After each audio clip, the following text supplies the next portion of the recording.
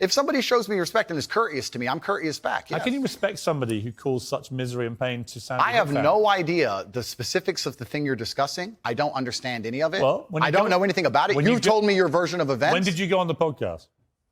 I was on the podcast about four times in the last 4 years. I did one relatively recently. So four times you went on Alex Jones's podcast. Correct. Promoting him, helping him make money. I don't think it was promoting and helping him because... Well, it's his podcast. Well, yeah, but I've been on the podcasts of people who absolutely hate me. I've been on liberal left-wing podcasts. I've been on feminist That's podcasts. fine. And no, you just sat here saying I would like you to agree, perhaps we can agree on this point, that I'm not a feminist. I go on feminist podcasts.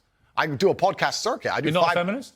I don't know. What do you think a feminist is? Well, let's not change subject here, Pierce. Stay on the subject. You mentioned feminism. Completely, but you're trying to get away from the point, because what you did is you're trying to say, because I did a podcast, I sanction all of this person's views. And I'm saying I do 5 podcasts a week. I do 5 podcasts a week, and I don't sanction 100% the views of any other person on the planet, because I'm an individual, and he has an individual views, as do you. So I don't know why you're trying to come at me with one of his views and pretend that's something to do with me. Because it's a pretty big view. No, but it's a lame trick, Piers, and you're better than this. So let's move on. Would you, it's lame, and let's move on. Putin had a podcast, would you go on it? Sure. You would? Great. Okay, then